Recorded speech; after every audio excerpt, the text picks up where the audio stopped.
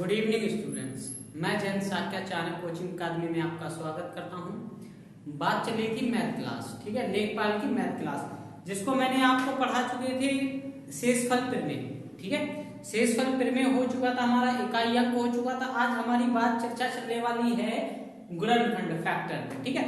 गुणनखंड शुरू करने से पहले इसके बारे में थोड़ी जानकारी ले लेते हैं। आपने दो शब्द पढ़े हुए, गुणनखंड और गुणज, फैक्टर एंड मल्टीपल्स, ये दो चीजें आपने पढ़ी होंगी, ठीक है।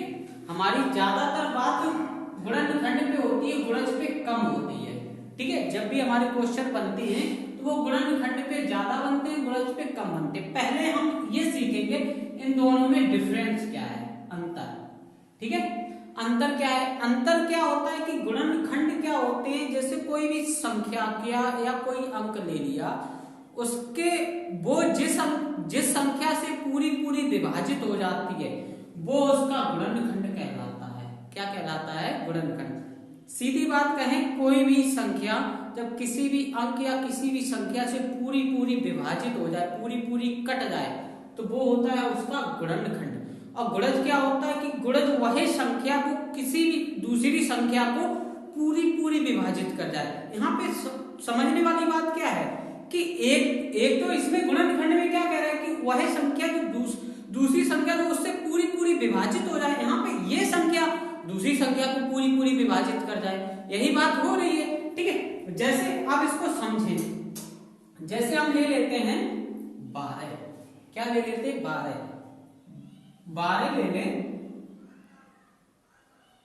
तो 12 के गुणनखंड क्या हो जाएंगे? पहली बात गुणनखंड करते हैं। गुणनखंड देखो, एक से भी कट जाता है पूरा, कोई भी संख्या हो एक से तो सभी कट जाएगी, एक हो गया, 2 से भी कट जाएगी, 3 से भी कट जाएगी, ठीक है, 4 से भी, 5 से नहीं, 6 से, 7, 8, 9, 10 नहीं, 12, ठीक। ये क्या है? ये इसके क्या है? गुणनखंड। क्या है? गुणनखंड है, ठीक। ये क्या? देखो, 1 से भी पूरी विभाजित हो जाएगी, 2 से भी हो जाएगी, 3 से भी हो जाएगी, 4 से भी हो जाएगी, 6 से भी हो जाएगी और 12 से भी हो जाएगी। ये सब 12 के क्या है? गुणनखंड है। और बात गुणज की करें तो 12 के गुणज क्या हो जाएंगे? इसमें गुणनखंड में एक बात और होती है कि गुणनखंड निश्चित होते कितने गुणनखंड बनेंगे, ठीक है, लेकिन गुणज निश्चित नहीं होते। जैसे आप 12 मान लो तो 12 का गुणज क्या हो जाएगा? 12 हो गया, 24 हो गया, फिर 36 हो गया, 48 हो गया, 60 हो गया, 72 हो गया। इस तरीके से डॉट आगे तक चला जाएगा, क्योंकि ये आगे वाली जितनी संख्या देखो, 12 से पूरा कट जाएगा, 12 से 24 भी कट जाएगा, पूरा। अभी यहाँ पे बात क्या क्लियर हो रही है कि वही संख्या जो दूसरी संख्या से पूरी विभाजित हो जाए, जो दूसरी संख्या है वो उसका क्या होता है? गुणनखंड होता है। यहाँ पे क्या है? ये इससे पूरी विभाजित हो रही है, ये संख्याएं हैं इससे पूरी विभाजित हो रही है, तो ये क्या है? हमारे गुणज है। क्या है? गुणज। ये 12 के गुणज हैं, ये 12 के गुणनखंड हैं। इतनी बात क्लियर हुई? इन दोनों में अंतर हो गया, ठीक है। अब हमारे सवाल कहां से बनते जाके? हमारे गुणनखंड से बनते, गुणज से कम बनते हैं। क्यों नहीं बनते? क्योंकि इसमें क्या है कि हमारी कोई संख्या निश्चित नहीं होती है कहां तक बन रहा है, क्योंकि ये अनंत तक जाता है कि आगे संख्याएं बढ़ती जाएंगी, लिखते चले जाएंगे, ठीक है। तो इसलिए इससे सवाल कम बनते हैं, ठीक है, और इससे हमारे सभी क्वेश्चन बनते हैं। इतनी बात क्लियर हुई, ठीक है। अब इसी से आप फैक्टर से गुणनखंड की बात करते हैं, तो गुणनखंड से भी क्या सवाल बनते जाते हैं, ठीक है। गुणनखंड से देखो कैसे बनेंगे। जैसे मैं ले लेता हूं 12, अभी बात हमारी 12 की चल रही थी, ठीक है। तो 12 के गुणनखंड कितने हो जाएंगे? मैंने अभी आपको बताया है, देखो, 1, 2, 3, 4, 6, फिर 12, यही हो गए गुणनखंड, ठीक। 1, 2, 3, 4, 5, 6, ठीक है। अब ये अगर आपसे सवाल जैसे पूछ दिया जाए कि इसके गुणनखंड क्या होंगे, फैक्टर जिसको बोला जाता है फैक्टर, तो फैक्टर कितने होंगे? तो सभी फैक्टर कितने हो गए? 1, 2, 3, 4, 5, 6, तो ये कितने हो गए? 6 गुणनखंड हो गए। इस तरीके से लिख सकते हैं, ठीक है। अब इसमें और भी सवाल बनते हैं, क्या बनते हैं कि सम, अगर आपसे इसमें पूछ दिया जाए सम क्या होंगे? सम फैक्टर, यानी कि सम इवन फैक्टर या फिर बोल सकते हैं समगुणांक गुणनखंड। तो अगर इसमें आपसे पूछा जा सकता है कि 12 के समगुणांक बताइए, गुणनखंड बताइए, तो समगुणनखंड क्या हो जाएंगे, यानी कि इवन फैक्टर। ठीक, इवन फैक्टर क्या हो जाएंगे, 2 हो जाएगा, 4 हो जाएगा, 6 हो जाएगा, 12 हो जाएगा। ये क्या हो जाएंगे इसके, जैसे 1 2 3 4, तो इसके कुल कितने हो जाएंगे सम गुणनखंड, 4 हो जाएंगे। और इसी में ही सवाल बनता है कि आपके विषम गुणनखंड क्या होंगे, क्या बनेगा, विषम गुणनखंड। इस तरीके से इसके सवाल बनेंगे जाके। ठीक, अब अगर विषम की बात करें तो विषम इसमें क्या हो जाएगा, केवल 3 हो जाएगा। ठीक, एक तो लिया नहीं जाएगा, एक से तो मतलब नहीं, एक तो सभी से कट जाता, तो यहाँ पे केवल क्या बचेगा, 3 बचेगा। ठीक है, क्या बचेगा, केवल 3 बचेगा। ठीक है, ये बात क्लियर हुई इतनी।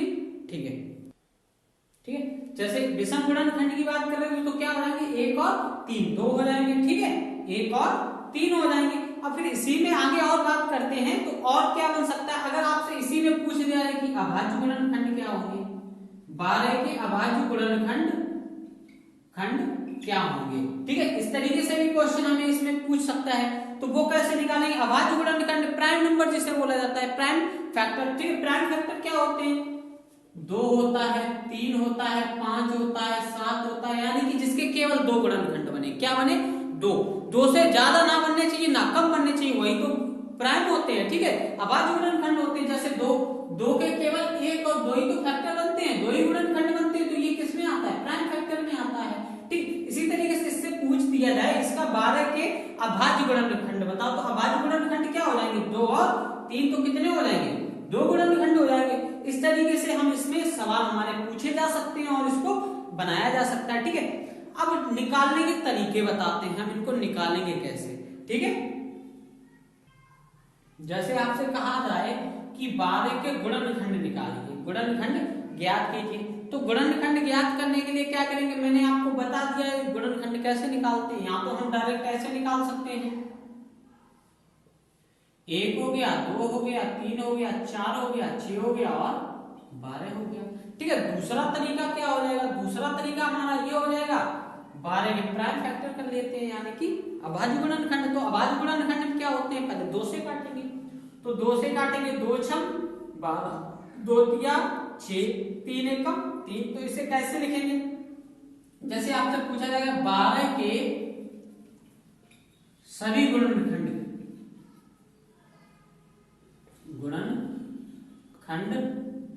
ज्ञात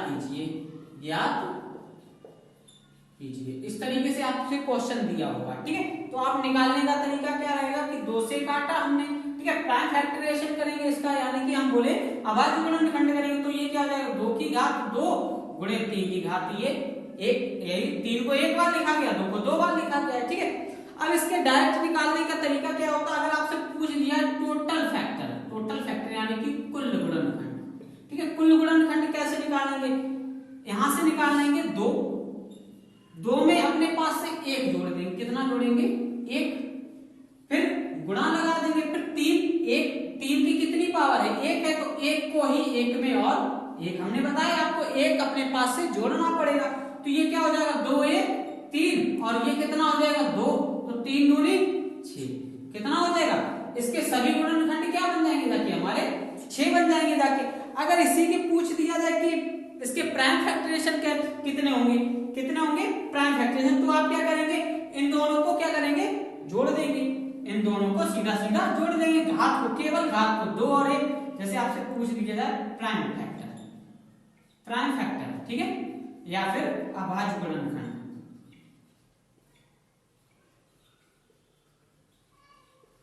अभाज्य गुणनखंड आपसे पूछ दिया है तो क्या हो जाएंगे, देखो मैंने बताया केवल जितनी घात होती है उनको क्या करते हैं, जोड़ देते हैं, तो 2 धन 1 बराबर 3, देखो कितनी है 1 2, अब यहां से तीसरी कहां से निकली है, देखो यहां से आप 2 के फैक्टर कितने करेंगे, 2 गुणे 2, यही तो करेंगे, आप 2 एक बार ले चुके, एक और बचा है तो उसको ले लेंगे, तो 1 2 3 ये हमारे हो जाएंगे। ठीक है, मैंने क्या कहा कि 4 के 2 फैक्टर बन रहे हैं यहाँ पे, 2 गुणे 2, इस तरीके से 2 यहां से ले लिया, एक ये और एक ये 3 फैक्टर हो गए, और सीधा निकालने का तरीका आप इससे घात से निकाल सकते हैं।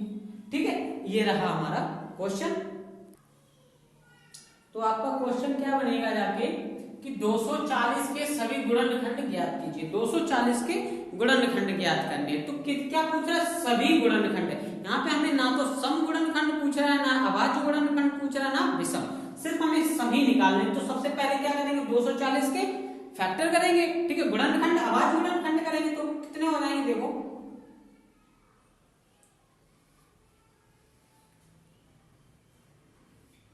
240, पहले 2 से काटेंगे, 2 एकम 2, 2 दूनी 4, 0, फिर 2 से काटेंगे, 2 छंग 12, फिर 2 से काटेंगे, 2 तिया 30, फिर काटेंगे 2 से 15, फिर किससे कटेगा?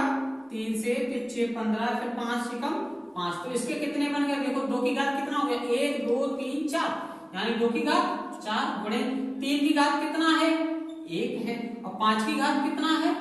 1 है। तो टोटल फैक्टर आपसे पूछ रहा है। क्या पूछ रहा है?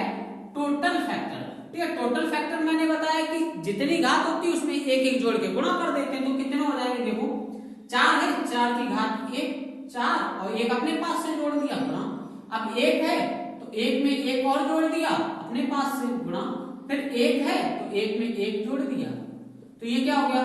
4 4 1 5 हो गया, गुणे 2 हो गया। यहाँ पे कितना हो गया? 1 1 2, तो कितना हो गया? 5 दूनी 10, 10 दूनी 20। तो टोटल अभाज्य टोटल फैक्टर हमारे कितने हो गए? टोटल फैक्टर कुल हमारे सभी गुणनखंड कितने हो गए? 20। इस तरीके से हम यहाँ से क्वेश्चन बना सकते हैं, इस तरीके आ सकते हैं आपके क्वेश्चन, और उस तरीके से हम इनको निकाल सकते हैं। अगर आपसे अभाज्य गुणनखंड की, अगर मान लो आपने इसी में पूछा जाता कि अभाज्य गुणनखंड क्या होंगे, क्या पूछा जाए? अभाज्य गुणनखंड, तो कितने हो जाएंगे? 4 1 5 5 और 1 6, 6 केवल आपके अभाज्य गुणनखंड हो जाएंगे। यहां से सीधे निकालें, देखो 1 2 3 4 5 6, इनको सीधा गिनती कर लो, चाहे आघात को सीधी गिनती कर लो, हो गया हमारा अभाज्य गुणनखंड। ठीक है, इस तरीके से निकाल सकते हैं। आ गया बात समझ में? ठीक है, ठीक है।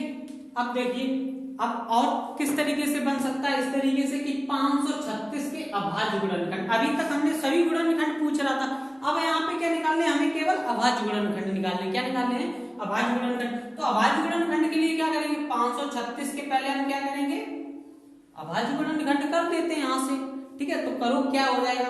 देखो 2 से काटेंगे क्योंकि 6 संख्या है। हाँ, 2 से काटने का तरीका क्या रहेगा? अगर कोई इकाई अंक 0 2 4 6 8, अगर कोई इकाई अंक ये संख्याएं होता है, हमारा इकाई अंक ये होता है, तो वो 2 से पूरा पूरा विभाजित हो जाएगा। आगे बात समझ में? ठीक है, तो हमारा 6 आ गया तो 2 से विभाजित होना, तो 2 दूनी 4 2 छंग 12 2 अट्ठे 16, फिर 8 आ गया तो 2 से कट जाएगा, 2 एकम 2 2 तिया 6 2 चौकू 8, फिर 2 से करेंगे, 2 छंग 12 2 सत्ते 14। अब देखो 67, 67 ये किसी से कटेगा? नहीं कटेगा, क्योंकि ये खुद एक अभाज्य है। कैसी है संख्या? अभाज्य संख्या, प्राइम है, प्राइम नंबर है। तो 67 किससे कटेगा? 67 से ही कटेगा। तो ये हम क्या लिख सकते हैं? 2 की घात 1 2 3 और 67 की घात 1। अब हमसे केवल क्या पूछ रहा है? अभाज्य गुणनखंड, यानी कि प्राइम फैक्टर। क्या पूछ रहा है? Prime factor. तो मैंने बताया प्राइम फैक्टर के लिए क्या करते हैं? दोनों जो घात हमें दी होती है उनको क्या कर देते हैं? जोड़ देते हैं। 3 और 1 4, तो हमारे अभाज्य गुणनखंड कितने हो गए? 4 हो गए। इस तरीके से हम इनको ज्ञात कर सकते हैं। ठीक है, आशा करता हूं आप लोगों को ये फैक्टर, हमारा गुणनखंड समझ में आया होगा। आप अपने दोस्तों के साथ हमारे वीडियो को शेयर करें और हमारे चैनल को सब्सक्राइब करें।